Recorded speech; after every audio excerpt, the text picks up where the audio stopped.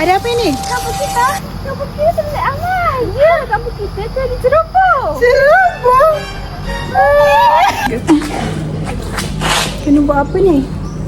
Oh, kena buat wawancara lah. Assalamualaikum semua. Nama saya Nurul Izzah binti Abdul Ghani. Hari ini saya akan mewawancara kepada penduduk-penduduk kampung di sini tentang filem Semerah Padi. Semua tahu ke Semerah Padi tu apa?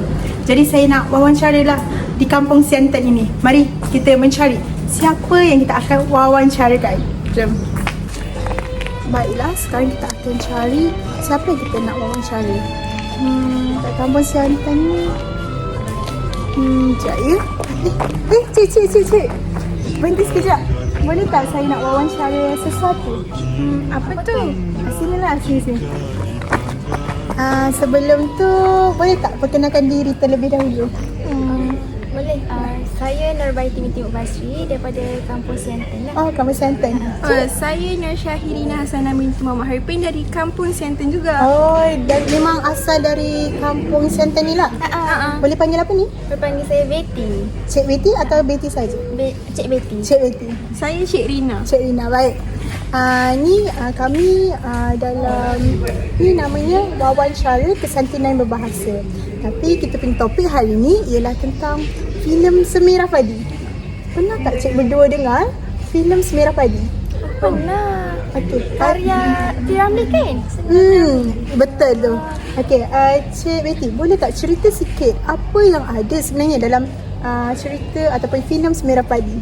Yang saya tahulah, bila saya tengok Semerah Padi ni dia mengamalkan agama yang kuat. Macam penghulu mereka sangat memegang undang-undang syariat Islam. Dan dia tidak penghulu mereka ni dia sangat adil. Walaupun anak dia buat salah, dia akan tetapkan hukuman untuk anak dia juga. Oh, betul juga, itu tentang kepegangan agama dalam cerita tersebut. Baiklah, Cik Rina, saya ingin tanya, apa yang Cik Rina dapati ataupun faham dalam cerita tu? Cuba cerita sikit. Bagi saya lebih kepada watak yang ada dua jejaka yang bernama Taruna dan Aduka. Betul. Mereka ni bersahabat baik, memang tidak pernah bergaduh. Tetapi disebabkan satu watak perempuan yang bernama Dara, mereka ada persalahfahaman yang menyebabkan sedikit salah faham. Jadi daripada situ kita nampaklah yang Aduka dan Taruna ni macam ada sedikit salah faham disebabkan seorang perempuan yang bernama Dara itu. Tapi kita tak tahu kan apa sebenarnya yang terjadi. Bukanlah kita tak tahu, kita tahu je apa yang jadi. Tapi untuk lebih faham lagi, teruskan dengan wawancara kesantinan Berbahasa. Mari.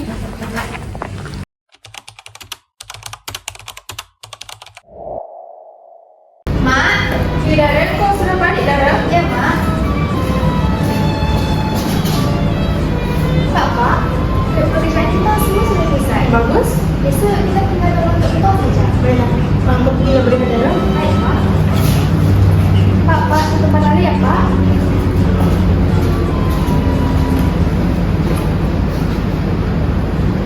Siapa? Dara? Oh, Dara. Ya, Mak. Juruorang kredit mak dia angkat. Tolong angkat boleh, Dara? Baik, Mak. Pak, satu pandang ya, Pak.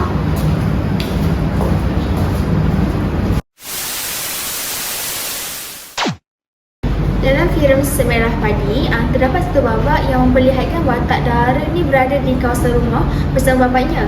Pada ketika itu, suasana kelihatan tenang di halaman rumah dan Dara ingin melintas di hadapan ayahnya untuk meneruskan pergerakannya. Namun sebelum dia melangkah, dia berhenti seketika sebagai tanda hormat. Lalu tunduk dengan penuh sopan, dia berkata, Pak, tumpah lalu ya, Pak, sambil menundukkan kepala. Jadi selepas mendapatkan keizinan secara tidak langsung, Dara melintas di hadapan bapaknya dengan sangat tertib, tanpa menunjukkan sebarang sikap tergesa-gesa ataupun tidak sopan.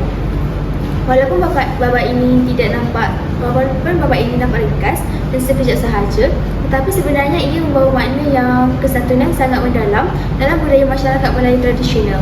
Jadi dari sudut gaya kesantunan berbahasa, Babak ini menunjukkan gabungan kesantunan verbal dan juga bukan verbal. Kesantunan verbal jelas melalui dialog dara iaitu pak, kepala ya pak. Penggunaan kata sapaan pak yang berulang menunjukkan rasa hormat yang tinggi, manakala struktur ayat tumpah lalu pula merupakan bentuk permintaan yang lembut dan tidak membentuk arahan. Ini menunjukkan bahawa dalam komunikasi, dara sangat menjaga tutur kata supaya tidak menyinggung perasaan atau merendahkan kedudukan bapanya. Dalam masa yang sama, kesantunan bukan verbal pula dapat dilihat melalui tindakan dara yang menunduk kepala ketika melintas. Bahasa tubuh ini membawa maksud simbolik iaitu rasa hormat, rendah diri dan pengiktirafan terhadap kedudukan bapanya sebagai orang yang lebih tua dan berautoriti dalam keluarga. Walaupun tanpa banyak kata dan gerak tubuh ini sudah cukup untuk menyampaikan mesej kesopanan yang jelas. Babak ini juga memperlihatkan kesantunan asas iaitu amalan meminta izin sebelum melakukan sesuatu di hadapan ibu bapa. Dalam budaya Melayu tradisional, perkara yang seperti ini bukan sesuatu yang kecil tetapi merupakan adab yang wajib dipelihara. Ia melambangkan didikan awal yang membentuk sastra seseorang supaya sentiasa menghormati orang yang lebih tua dalam apa jua keadaan. Selain itu, wujud juga unsur kesantunan hierarki iaitu perbezaan kedudukan sosial antara anak dan ibu bapa. Dalam babak ini, bapa berada pada kedudukan autoriti yang lebih tinggi, manakala anak perlu menunjukkan rasa hormat melalui bahasa dan tingkah laku yang sopan. Struktur ini menggambarkan bahawa masyarakat Melayu tradisional sangat menekankan sistem hierarki dalam institusi keluarga. Secara kritisnya, babak ini menunjukkan bahawa kesantunan dalam masyarakat Melayu bukan hanya terletak pada percakapan tetapi merupakan satu cara hidup yang melibatkan keseluruhan tingkah laku manusia termasuk cara cakap, cara berjalan dan cara menghormati orang lain dalam ruang sosial. Dari aspek sistem bahasa pula, penggunaan ayat tumpah lalu ya pak menunjukkan bahawa bahasa Melayu sangat menekankan kesopanan melalui pemilihan kata. Ayat ini tidak bersifat memerintah, sebaliknya membentuk permintaan yang rendah diri. Ini menunjukkan bahawa dalam bahasa Melayu, kesantunan sangat bergantung kepada konteks sosial dan hubungan antara penutur dan pendengar. Secara keseluruhannya, babak ini memperlihatkan bahawa kesantunan berbahasa dalam sejarah padi bukan sekadar komunikasi biasa, tetapi satu manifestasi budaya yang menekankan adab, hormat dan nilai kekeluargaan yang tinggi.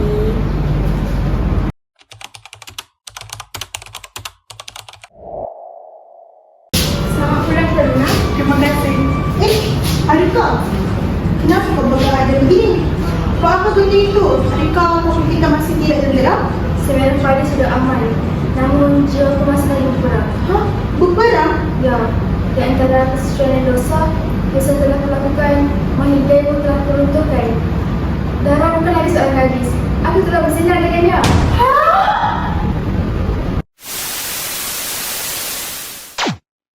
Dalam babak seterusnya, suasana berubah menjadi lebih berat dan emosional apabila watak Aduka muncul dalam keadaan penuh penyesalan selepas menyedari kesalahan besar yang telah dilakukan terhadap Dara. Dalam keadaan sangat tertekan, Aduka datang berhadapan dengan Taruna tanpa banyak kata, lalu terus menuntut di hadapannya. Tindakan itu dilakukan dengan penuh rasa rendah diri, seolah-olah beliau tidak lagi mempunyai kekuatan untuk mempertahankan dirinya sendiri. Melalui babak ini, jelas dapat dilihat bahawa Aduka berada dalam konflik dalaman yang sangat kuat antara rasa bersalah, malu dan tekanan moral yang tinggi. Tanpa perlu banyak dialog, tindakan menuntut itu sendiri sudah cukup untuk menggambarkan keadaan emosinya sangat berat. Dari sudut gaya kesantunan berbahasa, babak ini menunjukkan kesantunan bukan verbal dan sangat ketara.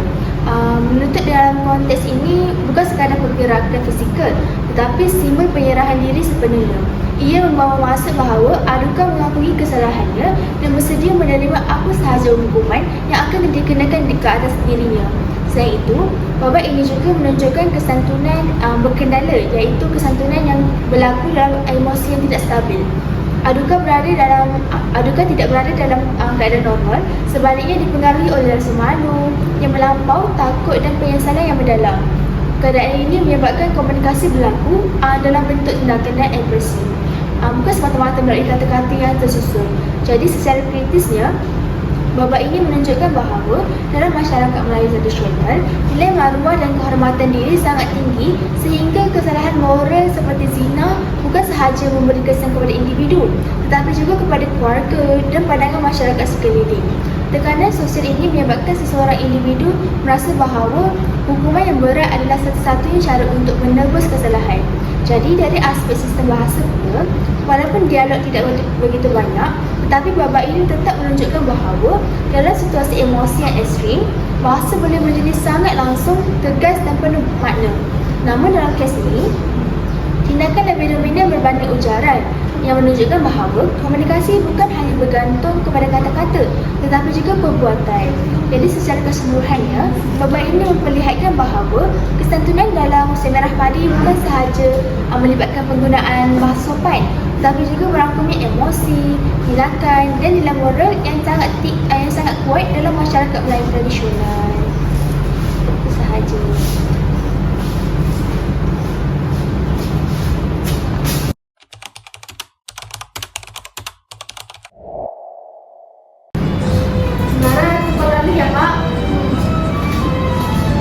Tengoklah, Dara tu dah kecil lagi, sudah besar.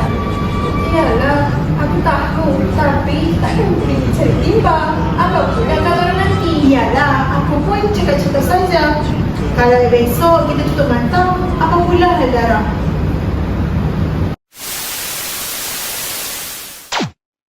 Seterusnya kita pergi kepada analisis gaya kesantunan berbahasa dalam aspek peribahasa. Bapa yang ini, bapa Dara dan mak Dara berbincang tentang masa depan Dara ketika membincangkan soal jodoh dan perkahwinan. Bapa Dara berkata, takkan pergi mencari timba pula. Jadi, analisis dalam bapa ini, mak Dara dan bapa Dara berbincang tentang soal perkahwinan Dara. Ketika perbualan berlangsung, bapa Dara menggunakan peribahasa takkan pergi mencari timba. Peribahasa ini membawa maksud bahawa mengikut adat masyarakat Melayu tradisional, pihak lelaki sepatutnya mengambil langkah untuk meminang atau menyatakan hasrat berkahwin terlebih dahulu, bukannya pihak perempuan yang mendahului. Jadi, penggunaan peribahasa ini menunjukkan kebijaksanaan masyarakat Melayu dalam menyampaikan pendapat dan menegur sesuatu perkara secara berhias. Bapa Dara tidak menyatakan pendiriannya secara terus atau menggunakan kata-kata yang menyinggung perasaan isterinya. Sebaliknya, beliau memilih peribahasa yang mempunyai makna tersirat tetapi mudah difahami oleh pendengar. Cara penyampaian seperti ini mencerminkan kesantunan berbahasa kerana mesej yang disampaikan dengan lembut, berhemah dan menjaga perasaan orang lain. Selain itu, penggunaan peribahasa dalam bab ini memperlihatkan kekayaan bahasa Melayu yang syarat dengan nilai budaya dan pengajaran. Peribahasa bukan sahaja menjadikan pertuturan lebih indah, malah berfungsi sebagai medium untuk menyampaikan nasihat, pandangan dan pegangan hidup masyarakat. Bab ini jelas membuktikan bahawa kesantunan berbahasa tidak hanya bergantung pada penggunaan perkataan yang sopan, tetapi juga pada kebijaksanaan memilih ungkapan yang sesuai dengan situasi. Penggunaan peribahasa ini juga selaras dengan prinsip kesantunan Leach, khususnya prinsip santun dan prinsip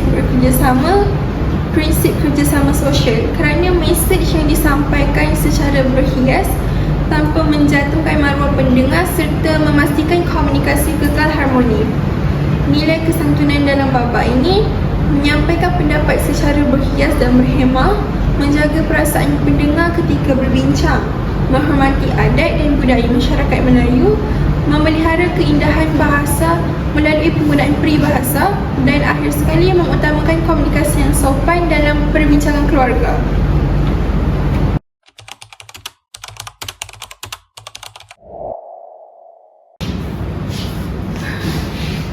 Berlari-lari kau. Kau tinggalkan kamus merah pagi ni. Biar busuk daging mama. Asal kau kasih hindar semua. Berjuta bintang di angkasa.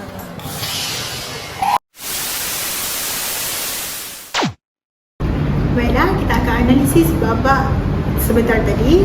Okey. Dialog yang kita analisis tadi ialah berlarilah aduka, tinggalkan kampung semerah padi ini. Biar busuk daging mama, asalkan kau terhindar cuma.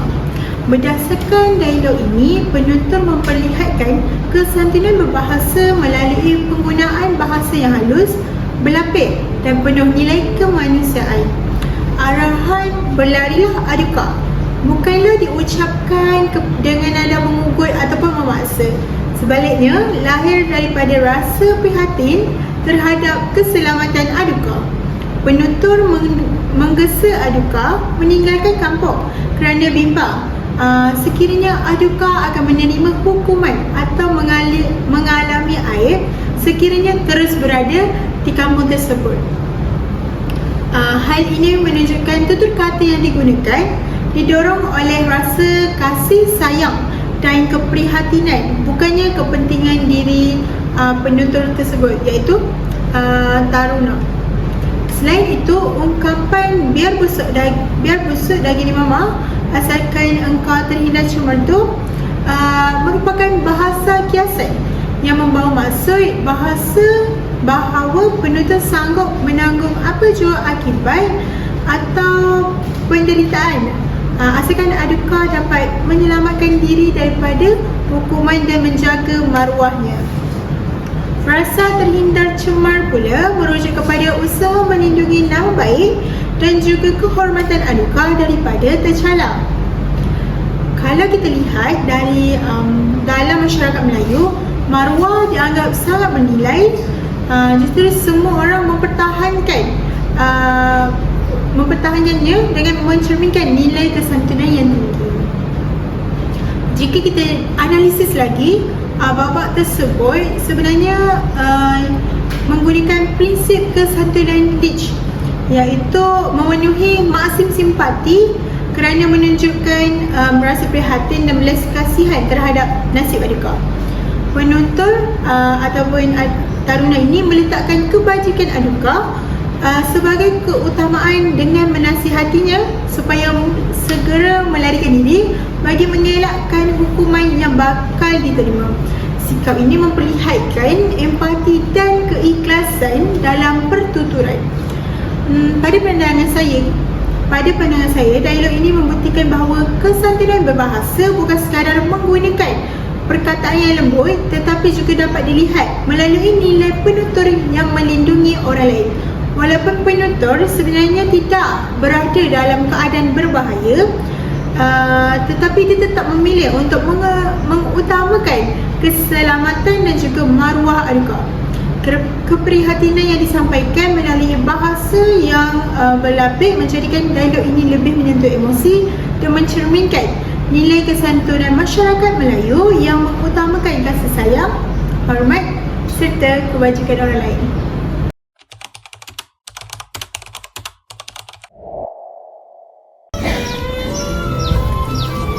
Assalamualaikum. Oh, Dara. Apa kabar, nak? Baik, nak. Mak di rumah? Baik juga. Naik Dara. Aduka. Ini Dara datang ni. Naik Dara.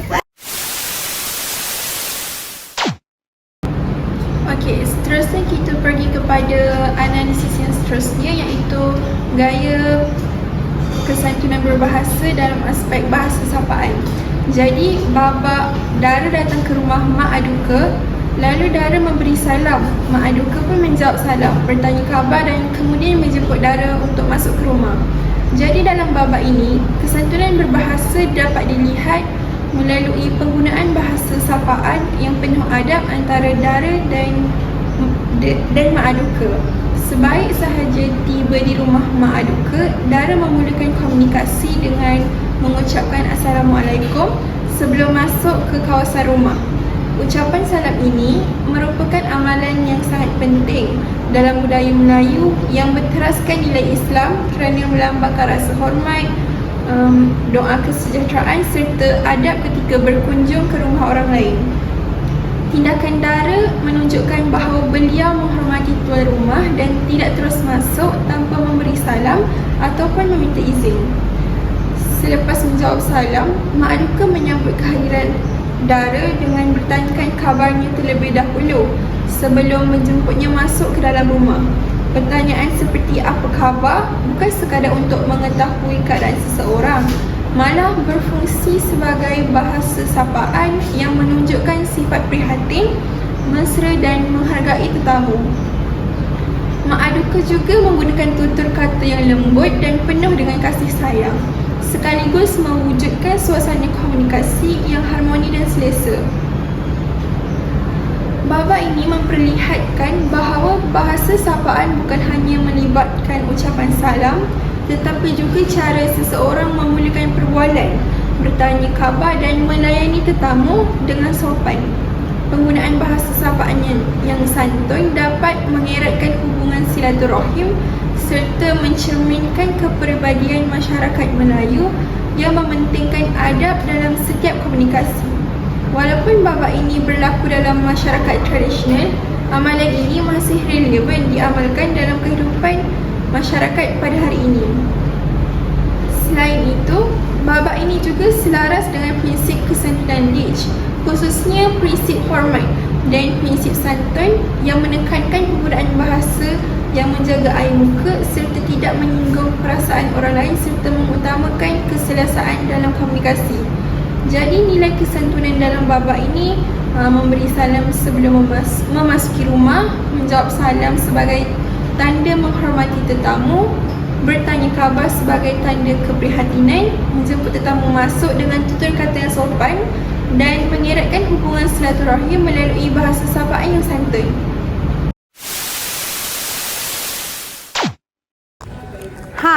Baiklah, itulah analisis kesantunan berbahasa dari filem P.Ramlee, iaitu filem Semerah Padi. Saya nak ucapkan terima kasih kepada Cik Baiti dan juga Cik Rina kerana sudi diwawancara oleh saya pada hari ini. Saya Nurul Izzah binti Abdul Ghani. Saya Nur Syahrina Hasanah binti Muhammad Haripin. Dan saya Narbaiti binti Mak Basri. Ingin mengucapkan terima kasih kepada semua kerana sudi menonton video kami pada hari ini. Terima kasih. Selamat menonton.